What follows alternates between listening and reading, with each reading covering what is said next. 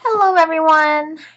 I'm going to read the January 9th entry from Courage to Change, One Day at a Time in Al-Anon, and Hope for Today.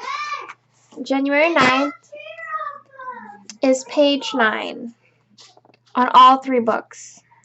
Here he goes. I'm going to read from Courage to Change first. How often I look outside myself for approval.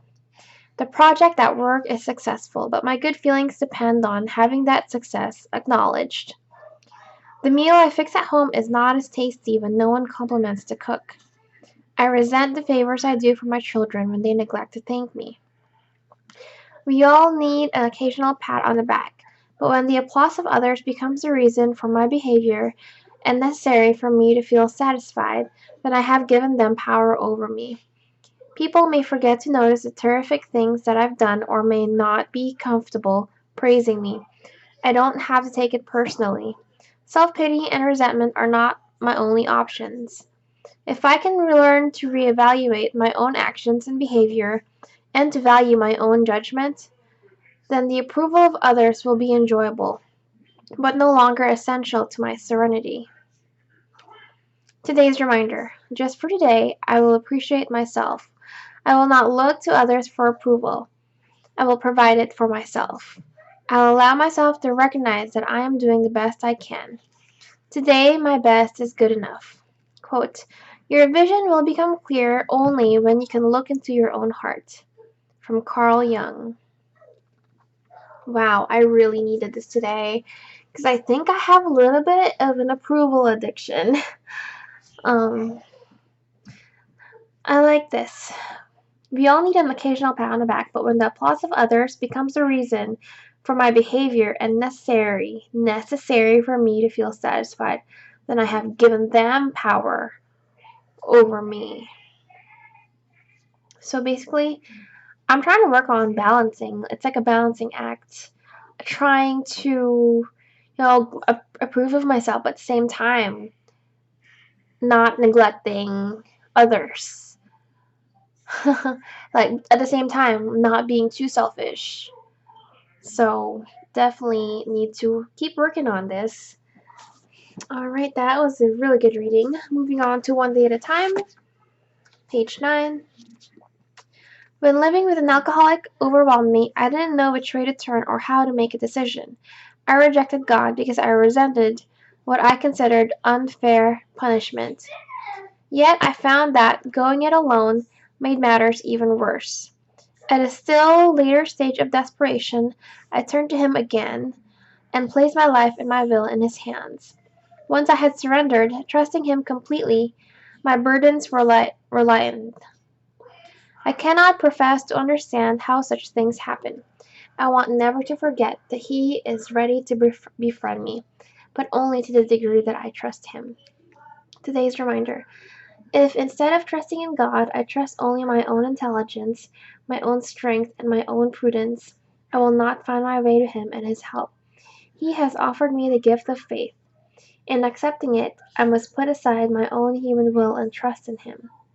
Dante, in the Divine Comedy, wrote, in His will is our peace. Quote, trust in the Lord with all thy heart, and lean not unto thine own understanding. In all thy ways acknowledge Him, and He shall direct thy paths. From Proverbs. Wow. I think this whole reading is about really letting go and letting God and trust, which I honestly, it's easier said than done. I've said this over and over and over and over and over again, but for some reason, sometimes I gotta admit that my behavior and my attitude does not match up to what I say. My behavior, my reactions, and attitudes sometimes, being human, I let myself be human. It's not bad. And I think that's where some of the step prayers are. God, I pray that you accept all of me, good and bad. Relieve me of the defects of character so I may better do thy will. I like the prayer here. Trust with all your heart and lean not into your own understanding. So, excuse me. I didn't know which way to turn or how to make a decision. I rejected God because I resented what I considered unfair punishment. Yeah, I was kind of on the edge of this. I didn't completely reject God. I wouldn't say that. That's kind of harsh. But I was very indifferent and I was not consistent on my beliefs. I felt like something had to give. I just had to be negative for a while because I'm always positive all the time. I used to be. And then I really had to chip away through all the lies that got me, the alcoholic marriage got me believing. And so, yeah. So, I like that. So, moving on to Hope for Today, January 9, page 9. Before Al-Anon, I allowed the behaviors of the alcoholics in my life to cause me great unhappiness. While it was true I was suffering, was my pain really their fault?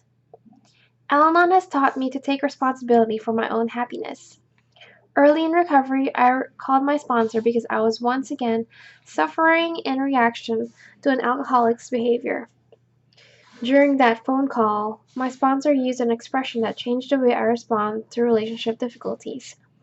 She explained that once is a fluke, twice is a coincidence, and 3 times is a pattern. What does this mean for me? If I'm still suffering in reaction to a specific behavior that has occurred 3 or more times, I need to stop hoping the behavior will cease, and instead detach and start changing my attitudes, expectations, and responses. Once I was able to see my suffering as my own reaction to others, I could begin to identify my contribution to the problem. Sometimes my part is bringing up something that was better left unsaid, or starting a serious conversation at an inappropriate time. Other times my part is harboring unrealistic expectations. When I see my part in the pattern, I can choose a response other than suffering. There is no need for me to suffer because of the behavior of others. I can only change my responses. This sets me free to enjoy my own life. Thought for the day. The next time I react to another's behavior, I'll ask myself how many times I've reacted the same way before. Quote, if I am always reacting, then I am never free. From Al-Anon Sharings from Adult Children, page 14. So true. If I'm always reacting, then I'm never free. I like this reading. Is there a reading that I don't like? Basically, if other people, if my reaction depends on other people, then I'm just their prisoner. I'm basically giving them the key, to my own mind, to my own actions, giving them the key to drive me. Who am I? Who are they for them to be? I'm letting them to be that powerful over me. I'm investing my timeshare on them. Everybody has a share of me, and that's just not healthy. That's very codependent. And I think throughout the years, I've gotten better with that. Once I like this, throughout the problems, throughout the weeks, every single moment, I have a choice to get better at that. I like this sentence. Once I was able to see my suffering as my own reaction to others, I could begin to identify my contribution to the problem. So for me, this whole entry is about setting boundaries, setting personal boundaries. I need to stop hoping the behavior will cease and instead detach and start changing my attitudes, expectations, and responses. I feel like sometimes suffering can be like a trophy that I do not want to let go because I like feeling miserable, or I like criticizing others, or I like feeling uncomfortable. Because sometimes when I did the 4th step subconsciously, people are so used to negativity that we hold on to it like a trophy. We hold on to that because what would life be without that character defect, And it can either be empty or it could either be more joyous and free. And so if the answer is empty, then there's definitely some stuff that needs to be worked on, like taking inventory, step 4, because that is very important to this. Because for me to separate the causes to why I am the way I am, it takes time. It takes a lot of work, or some program work, and I can't.